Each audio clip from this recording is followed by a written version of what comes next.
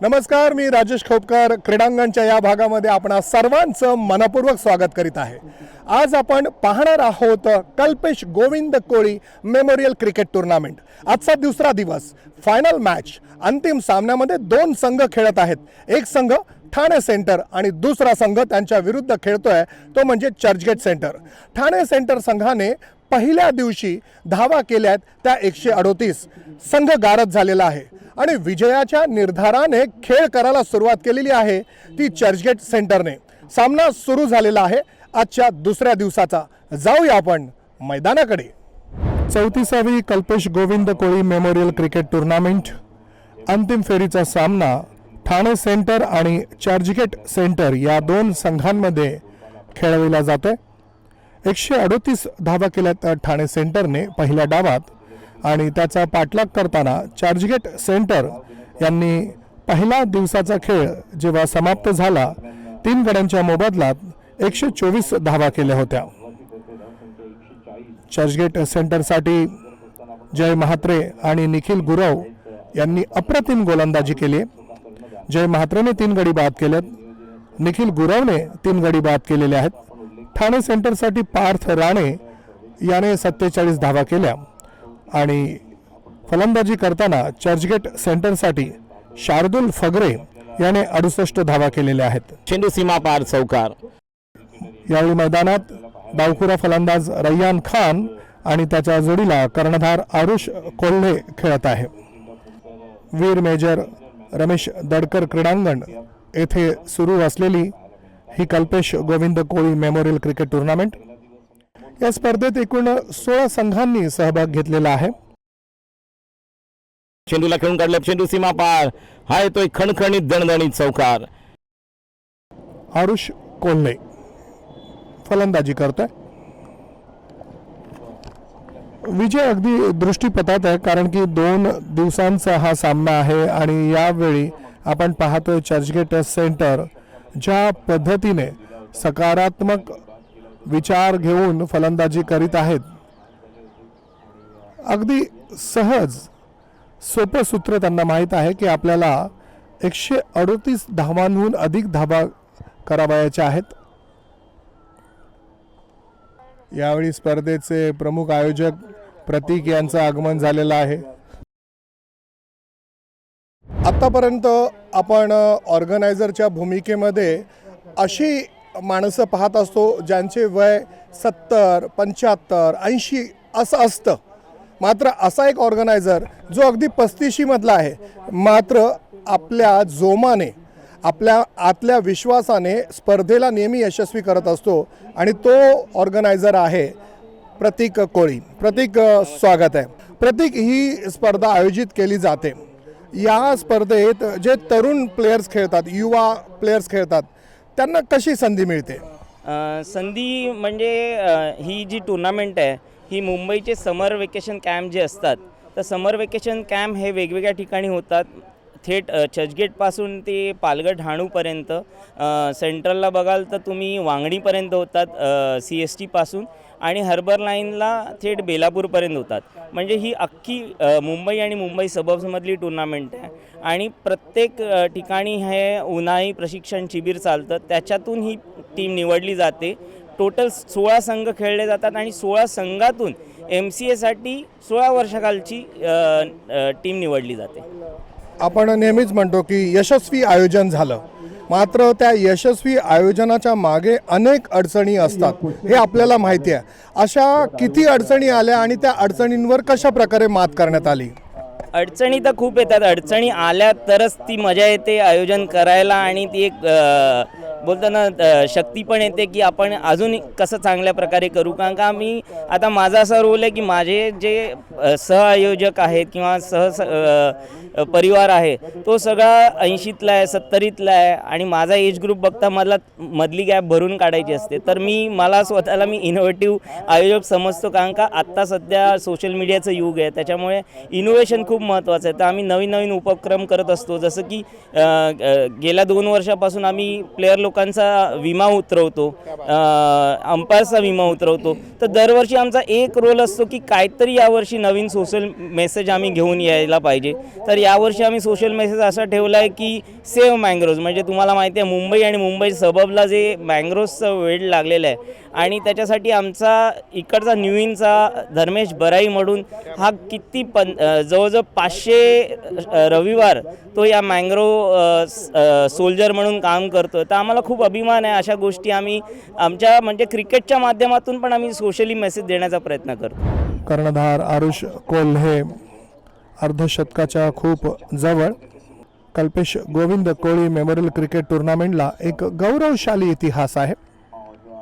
1991 साली ही स्पर्धा सुरू झाली होती. अजित आगरकर, सूर्यकुमार यादव, आयुष म्हात्रे असे नावाजलेले क्रिकेटपटू या स्पर्धेत खेळून गेलेले आहेत. या क्रिकेटपटूंना एक मोठा प्लॅटफॉर्म आपण पाहतो कल्पेश गोविंद कोळी मेमोरियल क्रिकेट टुर्नामेंटच्या माध्यमातून मिळालेला आहे. या मुलांकरता अशा स्पर्धा अति आवश्यक आहेत. डावकुरा फलंदाज रय्यान खान अप्रतिम मारा. यावेळी आपल्या बरोबर आहे या स्पर्धेत सहभागी झालेला आणि भारताला विश्वचषक स्पर्धेमध्ये अजिंक्यपद मिळवून देणारा आयुष. आयुष, वेलकम, स्वागत आहे तुझं.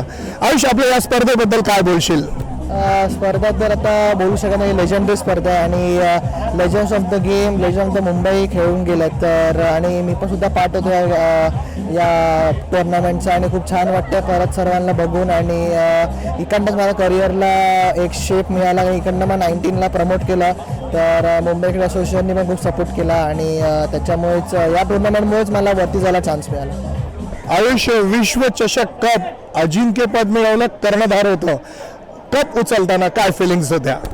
फिलिंग्स एक्सप्रेस करू शकत नाही, बट ते सर्वांचं ड्रीम असते इंडियाला खेळायचं. आणि जे पण सर्व इकडे खेळतात त्या इंडियासाठीच खेळायचं असतं आणि त्याच्यामध्ये इंडियासारख्या मोठ्या कंट्रीला वर्ल्ड कप जिंकून देणं आणि कॅप्टन असून जिंकून देणं खूप मोठी गोष्ट आहे. येणाऱ्या काळात आयुष आपल्या भारतासाठी खेळणार याची निश्चिती आहे. थँक्यू.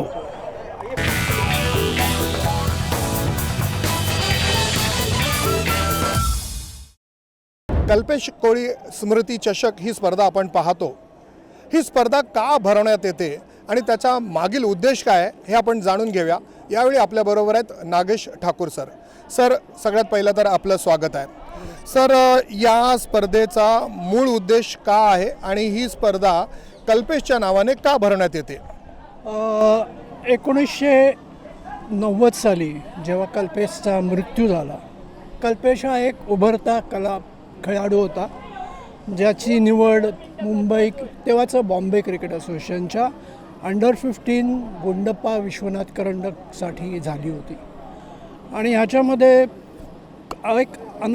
एक अनपेक्षित जी घटना घडली की त्याचा मृत्यू झाला.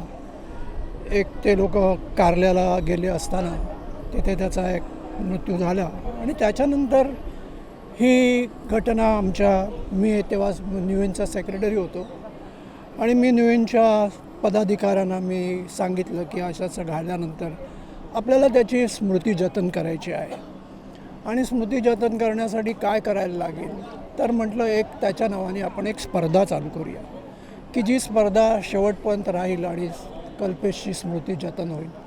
नुसती कल्पेशची नाही होता ना, कल्पेश गोविंद कोळी असे नाव आहे या स्पर्धेचं.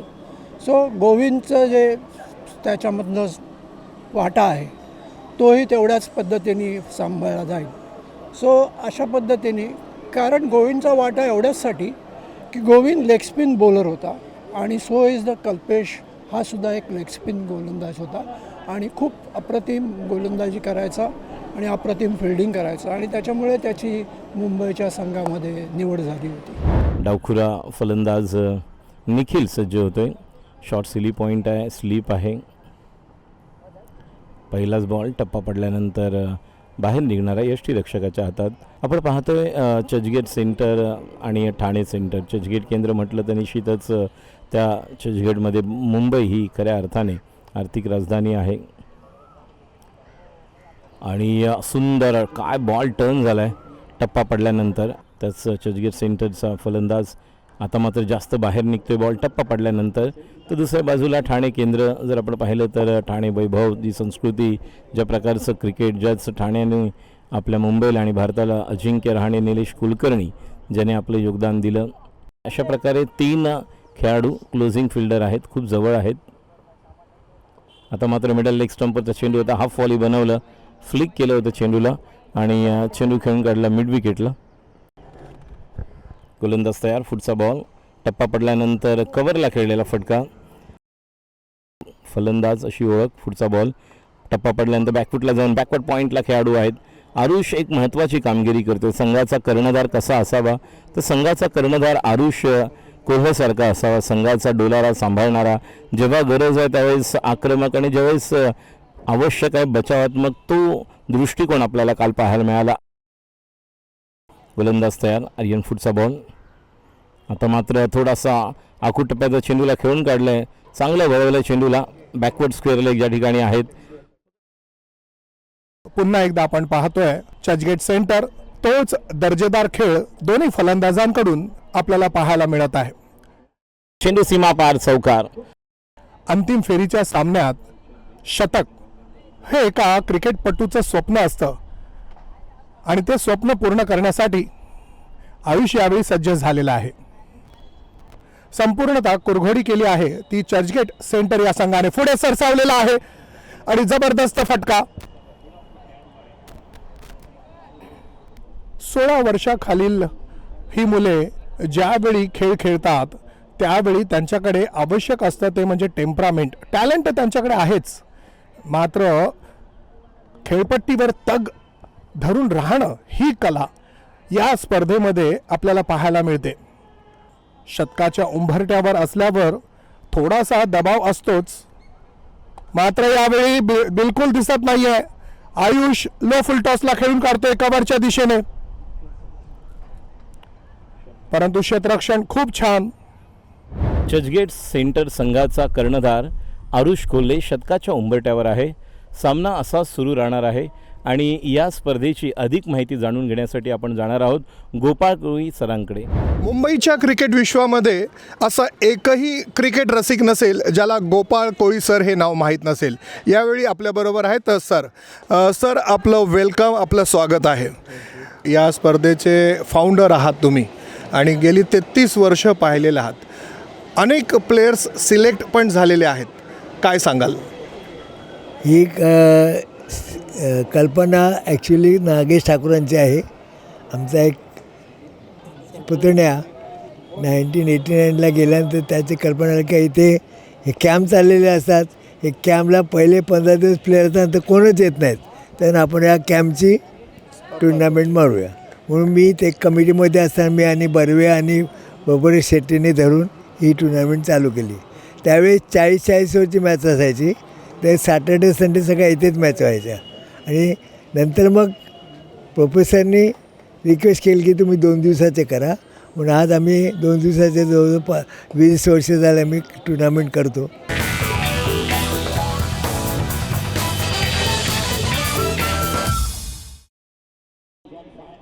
शतकाच्या उंबरठ्यावरती चर्चगेट सेंटरचा कर्णधार आरुष कोल्हे काय फटका खेळला होता. दर्जेदार टायमिंग, अफलातून बॅटिंग करत असताना मैदानावरती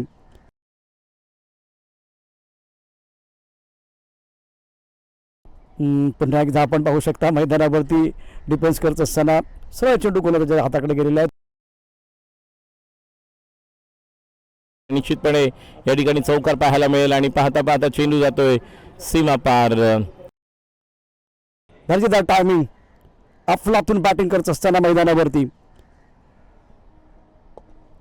पुन्हा एकदा आपण पाहू शकता मैदानावरती डिफेन्स करत असताना सरळ चेंडू गोलंदाजाच्या हाताकडे गेलेला आहे. फटका सुरेख खेळलेला आहे. एक जबरदस्त खेळी आपल्याला पाहायला मिळाली कल्पेश कोळी मेमोरियल क्रिकेट टुर्नामेंटमध्ये. फायनल मॅच मधील हे शतक अविस्मरणीय खेळी आयुष कोल्हेची महानतेच्या आकाशाला स्पर्श करणारा खेळ केलाय तो आयुष कोल्हेने. त्याने त्याचं टेम्परामेंट दाखवलेलं आहे, विश्वासाने खेळलेला आहे. पदलालित्य आणि समय साधना याच्या जोरावर त्याने धावांचं शतक या मैदानावर पूर्ण केलेलं आहे.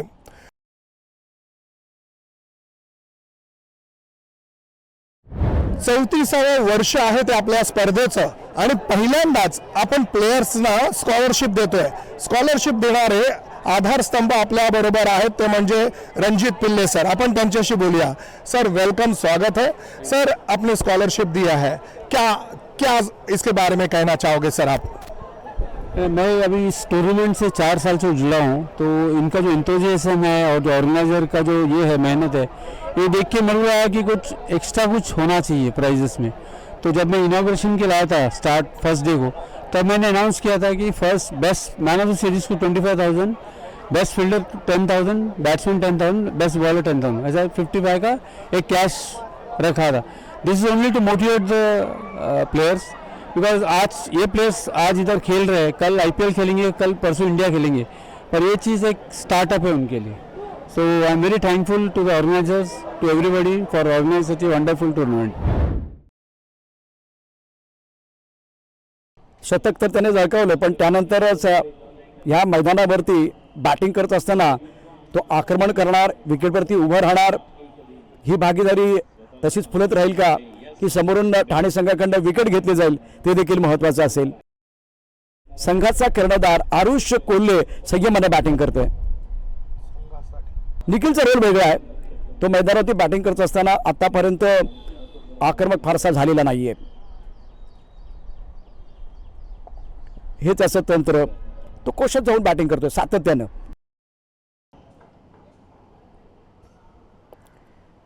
कव्हरला छान पद्धतीने गॅप शोधून काढलेला आहे. फक्त पंच केला आणि चेंडू सीमा पार चौकार. सुंदर पद्धतीने आपल्याला खेळ पाहायला मिळतोय, कारण खूप जवळ आलेला आहे अर्धशतकाच्या. खूप सुंदर चेंडू, काय कलेक्शन आहे ईशान काळेने ज्या प्रकारे क्षेत्ररक्षण सजवलं होतं गोलंदाजी करत असताना. आता मात्र पुन्हा एकदा स्टेप आउट केलंय. 4 धावांपासून दूर आहेत. राऊंड द विकेट फ्लाईट दिलेली आहे. चेंडू सरळ मिड ऑफला येतोय. खूप चांगली डेडिकेशन, कमिटमेंट पाहायला मिळते. फलंदाज आणि विकेटवर उभं राहून एक मोठी इनिंग आपण खेळू शकतो, तग धरून उभं राहण्याची क्षमता, ते कॅलिबर आपल्याला या खेळाडूमध्ये पाहायला मिळते. फुलटॉस चेंडू आणि छान गॅप शोधून काढला आणि याबरोबरच निखिल गुरव याचं अर्धशतक आपल्याला पाहायला मिळू शकेल.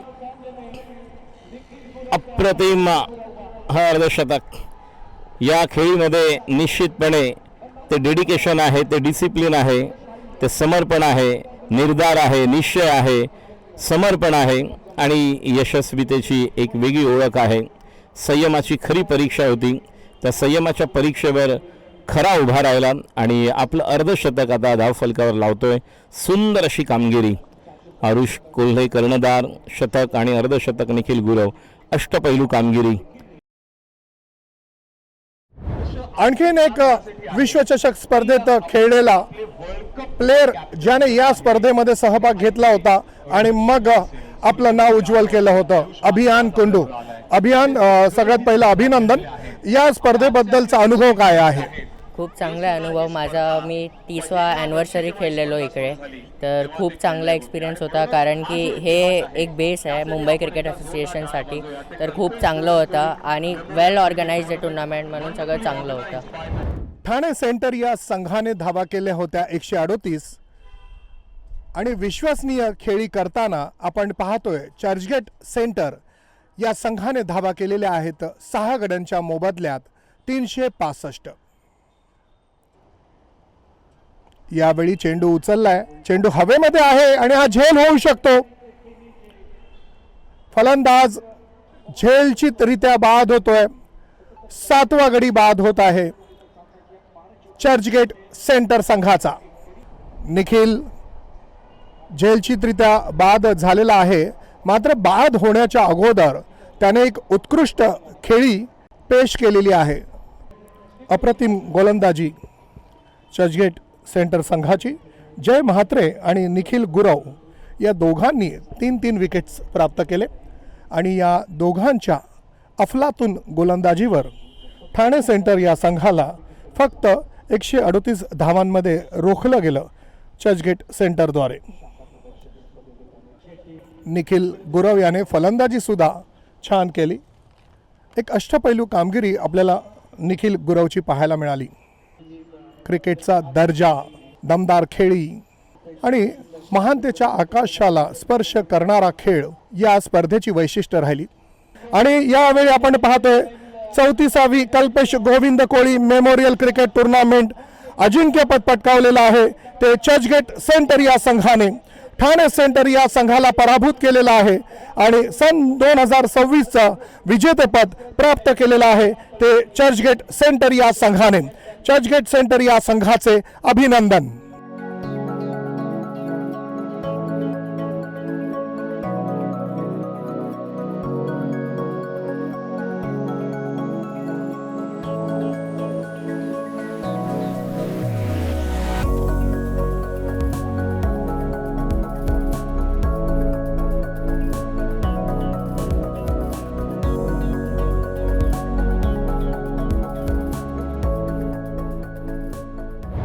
चर्चगेट सेंटरने मिळवलेलं आहे अजिंक्यपद आणि यामध्ये योगदान आहे त्याच्या कर्णधाराचं. कर्णधार आहे आरुष कोल्हे. 150 शतक केलंय. 163 धावांची नेत्रदीपक खेळी केलेली आहे. आपण त्याचं अभिनंदन करूया, त्याच्याशी बोलूया. आरुष, तुझं पहिलं अभिनंदन. 163 धावा केल्यास काय बोलशील? तर काय नाही, बस एवढं होतं. नॉट आऊट राहायचं आहे, विकेटवर उभं राहायचं. विकेटवर उभं राहिलं तर ऑटोमॅटिकली रन्स होणार. बस एवढंच होतं डोक्यात. बाकी काय वेगळा प्रेशर नव्हता. 100 करायचे, 150 करायचे असं काहीच प्रेशर नव्हता. फक्त नॉट आऊट राहायचा हा विचार होता माझा. तुमच्या टीमच्या बॉलर्सबद्दल काय बोलशील? तर काय नाही, एकदम चांगली बॉलिंग केली. आउटस्टँडिंग परफॉर्मन्स होता बॉलर्सचा. पार्टनरशिपमध्ये जी बॉलिंग केली ते मला खूप छान वाटलं. फिल्डिंग थोडी इम्प्रूव्ह करू शकत असते, पण बॉलिंग आउटस्टँडिंग परफॉर्मन्स. ज्यावेळी फायनल मॅचमध्ये आपण खेळतो त्यावेळी एक गेम प्लॅन केला जातो. आपल्या अपोजिट टीम कशा प्रकारे खेळते हे सगळं पाहिलं जातं. कोचने काय सांगितलं होतं? सर काय नाही, आमचं पहिल्या मॅचपासून फायनलपर्यंत एकच मोटिव्ह डॉमिनेट करायचं. आम्ही बघत नाही पुढे कोण आहे, फक्त डॉमिनेट करायचं एवढं आम्ही डोक्यात ठेवतो. बस बाकी काहीच नाही आमच्या ह्याच्यात. आरुषने केली आहे 163 धावांची खेळी. आरुष उत्तर देताना फक्त पहिलं वाक्य म्हणतो काय नाही, मात्र त्याने भरपूर काय केलेलं आहे. महानतेच्या आकाशाला स्पर्श करणारी खेळी केलेली आहे. आज या स्पर्धेमध्ये येणाऱ्या काळात आरुष मुंबईसाठी आणि भारतासाठी खेळताना आम्हाला पाहायला आवडेल. वेल डन आरुष. 1991ला आपली ही स्पर्धा सुरू झाली आणि या स्पर्धेतील पहिला बॅट्समन कोण होता, तर त्याचं उत्तर आहे वसीम जाफर. वसीम भाई वेलकम. वसीम भाई, आपने तो पहले रणजी में बहुत अच्छा खेला. रणजी मध्ये जे सातत्य होतं त्याबद्दल काय सांगाल? नहीं, बहुत बढ़िया था. मुझे याद है 91 में हम लोग अंडर 16 थे और सिर्फ गाइल शील्ड, हैरी शील्ड खेलने मिलता था. तो Kalpesh Kohli was the big tournament that time. आजकल के बच्चों को तो बहुत मैचेस खेलने को मिलते हैं, but that was the start. और वहाँ से बहुत सारे बच्चों को फ़ायदा हुआ and I am very happy कि ये टूर्नामेंट अब तक चल रहा है. Lot of credit should go to Gopal Kohli sir and obviously Sachin and Pratik for continuing this and continuous support of MCA. ये इसका फ़ायदा MCA को होता है eventually and lot of players get the opportunity.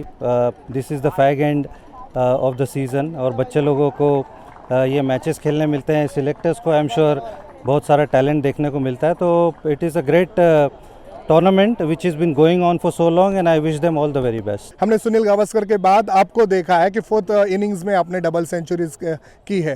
क्या कहोगे भारत की टीम के बारे में? भारत की टीम अभी बहुत बढ़िया खेल रही है, उसके बारे में क्या बोलना है. वर्ल्ड कप विनर है हम लोग. वनडे क्रिकेट हो चाहे T20 हो, हमारी IPL के बारे में बात हो, तो आई थिंक हम लोग अभी एकदम शिखर पर हैं। और ये अगेन इसकी बहुत सारा क्रेडिट बीसीसीआई को जाता है। जो हमारा सिस्टम है, हमारा इंफ्रास्ट्रक्चर है, जो हमारे पास जो पैसा आ रहा है, आई थिंक हम लोग उसको अच्छी जगह पे स्पेंड कर रहे हैं और उसका ये रिज़ल्ट है कि इंडियन क्रिकेट अब सब जगह डोमिनेट कर रहा है। तो lot of credit should go to BCCI and kudos to all the players जो इंडिया को उन्होंने टॉप पे रखा है। वसीम भाई, आप बैट्समैन हो लेकिन आपने 2 विकेट्स भी निकाले हैं और हमें पता है कि 11 के 11 बॉलर्स ने उस वक्त बॉलिंग की थी और आपको बॉलिंग मिली तब आपने 2 विकेट्स निकाले। उस फनी मोमेंट्स के बारे में या फिर वो अच्छे विकेट्स निकाले उसके बारे में क्या कहोगे?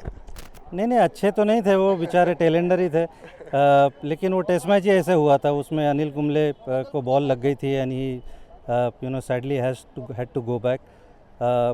बट बड़ा वो डल ड्रॉ था वेयर ऑब्वियसली जब अनिल कुंबले नहीं होंगे तो फिर बहुत सारे लोगों को बॉलिंग डालनी होगी, विकेट निकालनी होगी, तो कुछ ओवर डालने पड़े थे और लकीली वो 2 विकेट मिल गए थे। तो नाउ आई कैन से कि I have got 2 test wickets.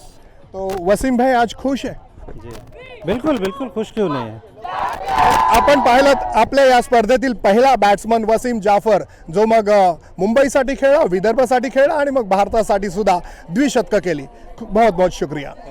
Final match मध्ये ऑलराऊंड परफॉर्मन्स देणारा एक प्लेयर आपल्या बरोबर आहे, निखिल, ज्याने काल गोलंदाजी करताना 3 विकेट्स घेतलेल्या आहेत आणि आज बॅटिंग करताना 77 रन्स केलेले आहेत। आपण त्याच्याशी बोलूया।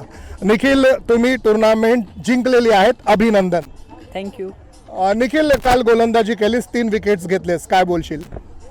काय नाही, मला फक्त परफॉर्मन्स करायचा होता आणि जे माझं चालू होतं तेच फक्त स्टॉक बॉल्स टाकून मला विकेट्स काढायचे होते बस। आणि आज बॅटिंग करताना 77 रन्स केलेस। मला फक्त पेशन्सनी नॉट आउट राहायचं होतं, तेच फक्त लक्ष होतं। किती रन करायचे ते एवढं काय नव्हतं, फक्त उभं राहायचं होतं। आता ऑलराऊंड परफॉर्मन्स केलेला आहे, ही टुर्नामेंट जिंकलेली आहे, यानंतरचं काय टार्गेट असेल, काय लक्ष्य असेल? यानंतरचं टार्गेट आता प्रोबेबल्स सिलेक्ट व्हायचं टार्गेट आहे, त्याच्यानंतर मग पयाडे, मग स्टेटसाठी। क्या बात आहे, एक टार्गेट आहे, लक्ष्य अचीव करायचं आहे। खरोखर निखिलने नेत्रदीपक कामगिरी केलेली आहे। चर्चगेट सेंटरने अजिंक्यपद मिळवलेलं आहे आणि यावेळी चर्चगेट सेंटरचे कोऑर्डिनेटर आहेत आमच्या बरोबर असलमजी। असलमजी, स्वागत आहे। थैंक काय करतात कोऑर्डिनेटर, काय सांगाल असलमजी? कोऑर्डिनेटर सब प्लेयर्स लोग को हेल्प करता है, कोचेस को हेल्प करता है, उनकी रिक्वायरमेंट को पूरी करता है और कोचेस को जो हेल्प रखती है, जैसा एज ए सीनियर प्लेयर मैं उनको कुछ गाइड करता हूँ तो वो लोग उसके लिए उसके ऊपर अप्लाई भी करते हैं, तो बहुत खुशी होती है। और आज मैं लास्ट 90 अपना 2023-24 में ऑलरेडी चैम्पियंस था अंडर-14 का चर्चगेट सेंटर को ही, फिर उसके बाद मुझे कोऑर्डिनेटर का ये दिया गया पद और मैं आज कोऑर्डिनेटर हूँ, तो मुझे बहुत गर्व हो रहा है कि मैं विनिंग टीम का कोऑर्डिनेटर हूँ।